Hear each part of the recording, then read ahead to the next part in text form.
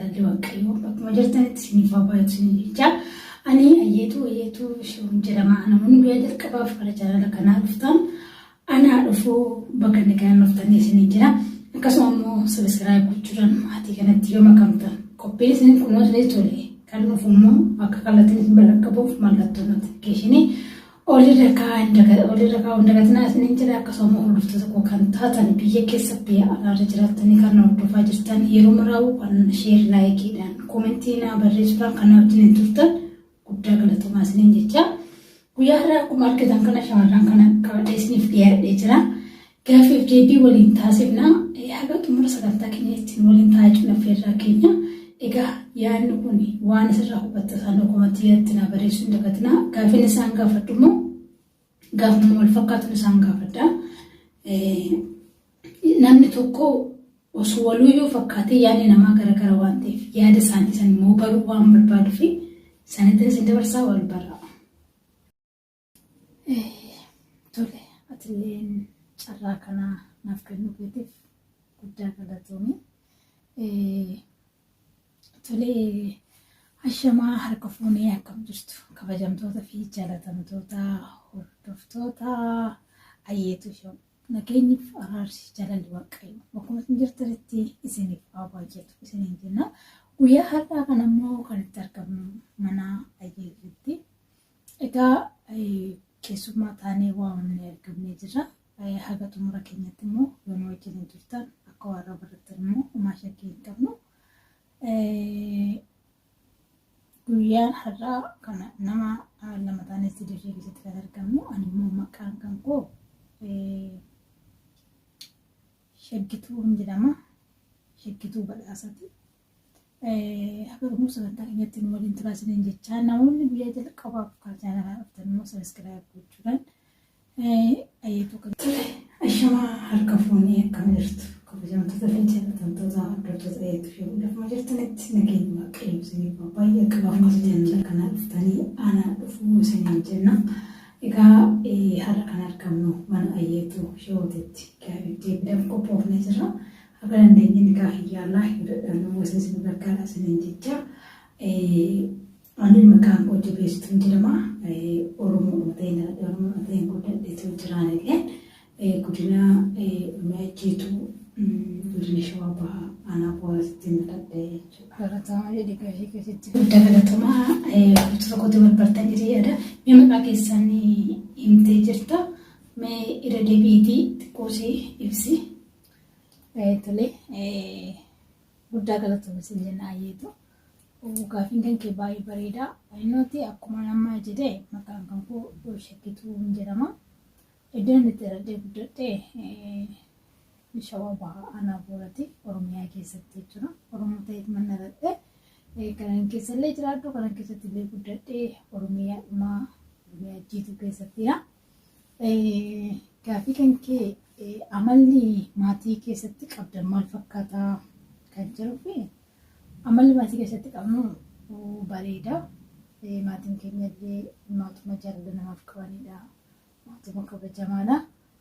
Isaan mara dhalannee kaa ijoolleen keessumayyuu yeroo xinnummaa waan maatirraa dhaalan waan maatirraa jechuun waan maatii mana keessatti hojjetan dubbatan achumarraa muuxannoo fudhachaa jaalalas jibbas barachaa jiru waan ta'eef maatiin keenya giddu galeessadha. Harka qalleessee miti. Warra qabanis dhaabaasii miti jechuudha. Inni guddaan qabeenya osoo hin taane fayyaadha waan ta'eef fayyaa guutuu waan qabaniif qabeenya akka qabeenya guddaa qabanitti kan ilaalu qarshii mul'atee baduu osoo hin taane qabeenya isaan qaban fayyaa qabu kanatti immoo waaqayyoon galateeffanne qabeenya nuti qabnu bareedaadhaan isin jiru. Tole galatoomii anillee gaariidhuma maatii keenya jajjama maatiin kunillee nu jajjabeessuu turanii qabeenyattis qabeenya qabu galata waaqayyoo nama kanaan deemanii namas qajeelan jechuun barbaada. Kanaafuu qabeenya ni qabu maatuma qabaatarraa hin dhaladhe jechuudha. Ani qabeenya keessatti amalli maatii keessatti qabdanu maal fakkaata isin lamaan keessa yeroo yaadu fudhachuu barbaada waan ta'eef amalli maatii keessatti agarsiisa guddaa. Tole galatoomii barumsa haga meeqatti baratan jettee barumsa xumuree jira. Barumsa xumureera. Barumsa immoo haga kutaa meeqatti baratan lamaan keessanii? Karaa hojiitti galuufan jira Waaqayyoon na gargaaree jechuudha. Akkas fakkaata sadarkaa hojii qabachuurra kanan jiru jechuudha walumaa galatti. Garuu hojii qabadhee hojiin eegallee yaalii dhumarra jira jechuudha. Eebbifamnee baaneerra waan ta'eef hojiidhuma eeggachaa jirra. Anillee maatii kan barumsa ijoollummaatti nu galchine waan ta'eef kutaa kudhanii gahee kutaa kudhanitti hin qabxiin jalaa hin hafe akkasumas ittiin hin banneen qabxiin kan kun jalaa fi jennaan qabeenya abbaa maatii kan waan qabu waan ta'eef karaa maatii kootti fayyadama jedhee inni jechuudha. Kutaa kudhanitti qabxiin jalaa hafe jechuudha. Akkas fakkaata haala sadarkaa barumsa gahaa.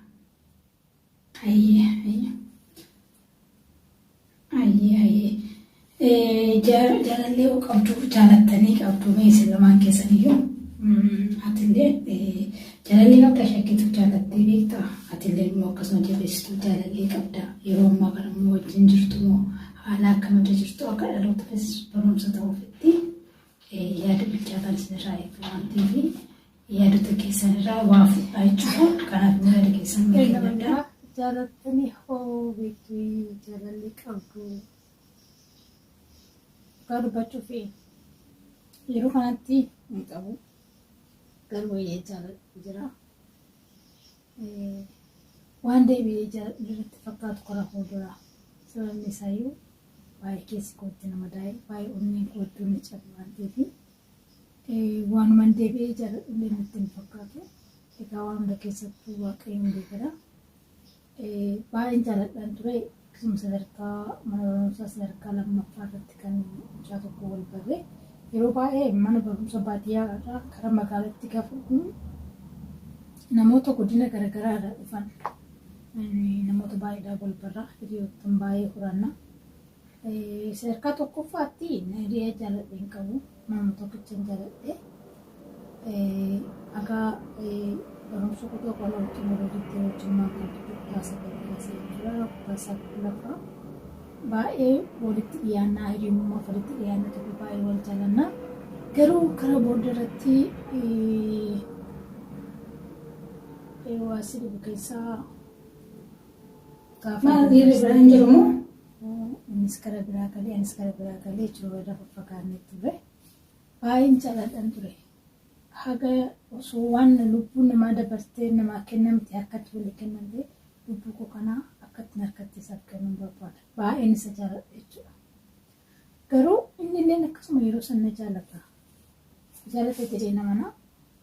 Garuu jaalalli qulqulluu erga ta'etti nama tokkoof kan amanamee jiraatamu ta'uu qaba ture.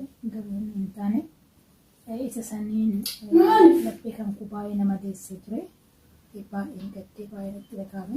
Sababa isaatiin dhukkubsadhee haga namni keenya rakkinni isaa maal akka ta'e hin beeku jira. Laphee jaalalli madeessee jaalalmoota fayyisa jiranii saniif eegganaan itti yaada deebi'ee waan nama jaaladhu natti fakkaachuu jira jechuudha. Egaa waan hundumaa keessattuu Waaqayyoon haa galateeffamu annagaa guutuun qaba. Isaafillee carraa gaarii isaaf hawa maaliif yeroo bareedaa wajjin dabarsine turtii bareedaa wajjin dabarsine nama hamaa kan keessatti yaadessu ta'e gaarummaa yaaduufitu barbaachisaadha haga danda'ame nama hamaa deebseef hamaa deebisuudha gaarummaa itti agarsiisutu caala. Saniif jecha ittillee yoo san gadduu karaa isaarraa kan ka'e barumsa keessatti baay'ee hanqina guddaan irratti uumamee ture. Maatiin illee naalolanii hiriyoottan koo jajjabeessanii akkan deebi'ee dhaabbatu na taasisanii jiru. Waaqayyoon gaditti hiriyoottan koo maatii kan koo guddiseen galateeffadha. Innis carraa kanaan itti fayyadamee tarii yoo nu kan dhaga'u ta'e akkasumaan jedha carraa gaarii isaaf hawa maamiti. Namni tokko akkuma jaalattee gammaddee fudhattu sanii gaafa akkasii gatee deemu keessa kan kee jira jechuudha. Beektaa guutummaatti afaan asiisin jiru. Yoo du'aa ta'e malee jireenya addaan baanatti deebi'anne. Ani akka kootti yaada kan kee kanan deeggaru. Ani baay'een jaalladhee jira. Lama yeroo kanaaf lakkaa'umsa hin danda'u. Baay'ee jaaladhee jira. Maaliif tokko nan jaaladha. Jaalala naan qabu miti. Adeemu koo maaliif kan akkasaa addunyaa kana rukkutee jira waan ta'eef jechuudha. Jaaladhees qabaadhiisees beeka amma dhaabbataan kanaan ani jedhu hin jiru garuu namoota jaalalaaf na gaafatan hedduu isaanii nan keessummeessa. Maaliif waaqayyoon wal jaaladhaa jedhe. Kanaafuu maal goona wal jaalachuun dirqama keenya. Namni tokko jaalalaaf waan qabate itis okkee. Rakkoo maaliif qaba? Si jaalataa miti itis okkee. Maal jechuudha? Si dhiisaddeebee miti itis okkee. Atis kan biraa jaalatta. Rakkoo maaliif qaba kuni? Dirqama na jaaladhu siifan du'aan irratti du'uun kun maalidha? Innis kan biraa jaalallachuu hin qaba. Yoo tokko waliin milkaa'uu baate kan biraa waliin milkaa'uu waan ta'eef rakkinni isinirra jiru ijoolleen keenya rakkoon isiniif hin galle tokko kana. Yoo isinis isuma wajjin hin bara baraan boobamaa haftu. Kan biraa akka inni garaan isaa gubbatuuf kan takka qabatanii jiru hin deemtanii kan tokko qabatanii jiru hin deemtanii rakkoon keenya inni guddaan kana. Hanqina sammuu bal'isanii yaaduu dhabuurraa kan ka'u yeroo baay'ee sammuun keenya haadhiin ta'u. Kanarratti dhaabsi isheen dargaggootaaf ta'ee shamarraniif qabdanuu asirratti karaa ittiin beekannu akkamittiin immoo wantoota akkasitti namoota tokko ibsa lafatti harkisanii immoo namoonni fakkeenyaaf keessi isaanii bakkeedhaa bareedaa keessi bishaan immoo dubbiin isaa mi'aawaa yoo xiyyaatti immoo buqqee caalaa dhaabannee jiru. Namoonni akkasii yoo jiru dhiira qofa irratti xiyyeeffatu osoo hin taane shamarran irrattis ni jira waan ta'eef yoo wantoota akkasii kana irratti immoo yaada keessa. Jaalalli dhugaa waan isa keessa hin jirreef isheetti fakkeessuuf nama qabeenya goofaree filatee shittoo isaa biifatee bifa osoo hin taane ofirratti cabsee uffata mataa ka'ee haga miila ga'utti hundaa Haga uffatu maaltu nama ga'ee qabeenya isaanii Sen jaaladha jedhaan duukaa ishee deemee kiisii isaatti immoo fistaanii ciccitaa hundaa itti tuulee dhugaatti fakkeessee gurratti hasaasa. Wanni ishiin ofirraa qabdu miila isheerraa kaasee haga mataatti mulqee irraa yaasa.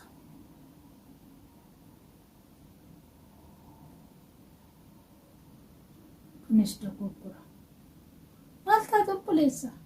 Dhugaa itti himi. Jaalala qulqulluun onnee kan keebani. Hiyyeessa soo taate qaamaafis miidhamaa waaqayyotu uume ifa godhetti himi rakkoo maaliif qaba? Inni guddaan jaalala dhugaa qabaachuudhaaf qofa. Kanaaf dhugaan wal jaaladhaa. Karaatti wal hambistanii qalbii waliin cabsina. Jaalala jechuun namarraa osoo hin taane waaqayyo irraa namaaf kennama. Kanaaf onnee qulqulluu waliif qabaadhaa. Warri jaalala dhugaatiin qabaadhaa. Isin waliif qabeenya isaatanii gammachuu waliin jiraattanii umurii keessa waaqayyoon isiniif dheeressu akkanumatti bara baraan dhalootaaf namni waan gaarii dhaalchisu waaqayyo isin haa taasisu isiniin jira. Wanti biraa wanti jiru dhugaadhaan wal jaaladhaadha yaadni kun akkas fakkaata. Warroota shamarraniitiifis immoo asumaan dhaamee darbaafne warri jaalala dhugaa namaaf hin qabaanne. Irra deddeebi'ee sin jaaladha jedhaa maali yeroo hundaa yoon tole jedheefis rakkoo maalii qabaa? Irraa nyaadhee irraa nyaattu kalaqoo dhiisiisa rakkoo Booddee isa kana maadhee isa tokkicha addunyaa kanarra silaa guutee jira.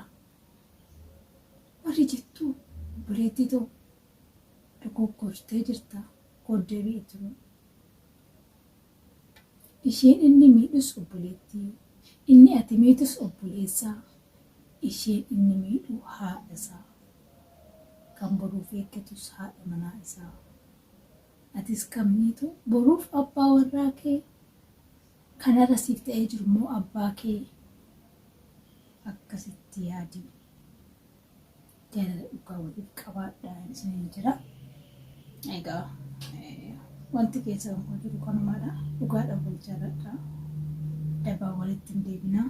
Jaalalli immoo qarshiidhaan isin bitamus hin gurguramus. Jaalalli qarshii irratti hundaa'e gaafa qarshiin dhumte hin deema jechuudha. Kanaafuu akka diraamaatti jiraannu osoo hin taane diraamaa sanirraa fakkeenya fudhannee jaalala akkasii waliif qabaachuu malee akkasitti jiraachuu waan hin danda'amnee fi haguma geessa sanii wal jaaladha. Humna keessanii walitti osoo hin taane dhugaa jirtu walitti maatii jechuun barbaada. Guddaa isaa galatoomii simbira asirratti waa baay'ee kaa icciitee dunu baay'isiifte jirta waan ta'eef. Yaada obboleettiin keenya jette irratti ani baay'ee isaan deeggaru. Maaliif namni tokko yoo na jaalate nan jaalladha, yoo na jibbe immoo isin bira deemu. Qabee isu suufii godhatee ambaasaadarii godhatee waan barbaadaa godhatu dhimma isaatiin hanqatu. Ijji namaatis kan laaltu waan bareedaa ta'edha miti. Jaaladhee irraa nyaatee dhugee anas irraa nyaatee dhugee ta'u waliif laata waliif laatu akka kootti walitti dhufeenya godhachuun baay'ee gaariidha. Hariiroo nama waliin qabaachuun namoonni hayyoonni baay'ee guddaa qaban kun yaalii meeqanii qabsoo meeqanii gisee meeqa kufaanii kaaniiti. Namni takkittumaan hin milkaa'u ishee namni tokkichuma qabadha isa wajjin maaf hin milkaa'e isuma wajjin jiraadha isuma wajjin maaf hin duune jedha. Hin ta'uwwan akkasii. Ni jaalatti tisokkee kana isin falmu. Isee deemeeti sokkee kan biraatti jira. Yaa exactly kan biraatti jira. Waan rakkoon isaa. Kanaafuu namni tokko kan barbaade jaalachuuf mirga guutuu akka qabu kana beekaa. Ani yaalii godhaa. Yoon sitii kan biraa jaaladhaa. Akka kootti akka yaada jabeessitu haamilee isiniif ta'u dhufanii aannan istiidiyoo kanatti affeerame. Walatumaa. Tole kabajamtoota fi jaalatamtoota hordoftoota ayyaatu ishee. Egaa gaaffii deebiin keenya guyyaa irraatti qabannee jirru asuma irratti xumura. Egaa gaaffii deebiin shakkituu fi jabeessituu wajjin goonee kan nu fakkaata kan qophii kana immoo siniif qopheessee ani ayyaatu isheedha. Viidiyoon kun isin ture sanii koomentii jalatti nu barreessaa jecha guddaa galatoomaa isiniin jecha yaada xumuraa yoo qabaate yaada keessan kennaadhaati qararmaan kan gooteen baay'ee isiniin jedha. Guddaa galatoomaa waan akka maatortanii daawwattaniif galatoomaa taanii akka ofiisaatti baasee kan uumedha. Ofiisaatti fakkeessee jechuudha. Dubbachuu hojjechuu hundarratti aaboo qabna jechuudha. Nuti waan afaan irratti kennu irratti namatu aaboo qaba. Kanaafuu aaboo qabnu kanatti immoo itti fayyadamuu qabna. Yaadni nama hundaatu garagara waan ta'eef akkasiin isiniin jedha. Yoo yaada kana keessatti wanti isin mufachiisee yookaan isin dogoggorsiisee yoo jiraate anis akka irraa sirraa fi saanduquma koomentii kana jalatti hin laalla waan ta'eef nu barreessadha. Guddaa galatoomaa isiniin jenna. Akkanumaa immoo guyyaa biraa sagantaa biroo qabannee isiniif dhiyaanna. Yoo qophii dhuunfee tolee gaaffii yoo qabaattanis yoo barreessitan deebisaatiif qabannee isiniif dhiyaanna waan ta'eef haga ammaatti turtanii waan daawwattaniif guddaa galatoomaa jecha asillee ayyeetu asitti waamtee yaada keenya akka ifaaf bilisaatti ibsannu waan nu godhatee fi guddaas galateeffadha. Egaa miidiyaan kunillee guddatee bakka guddaa siif haa ga'u. Uummanni Oromoo immoo akkasii jabeessan abdii guddaan qaba. Egaa atillee jabaadhu siin jedha. Egaa atillee jabeessitu Waaqayyoon si'a ani qajeelcha kan jedhu nama maaltu dadarse. Ani sirriidha na laaltaa. Beekumsa wajjin hin mul'atu beekii eeguma dhalatee kan jibbasan miila si barbaadu. Kafuuraatti Ati sirraa wayyaa. hojjetti waan gaarii sirraa eega. Siin jedha nama deebiin guyyaa bira sadarkaa duratti Waaqayyoon isiniin jecha nuti keessanii Tole kabajamtoota fi daawwattoota hordoftoota ayyeetu ishee turtanii eegamaa waan daawwattaniif guddaa galatoomaa.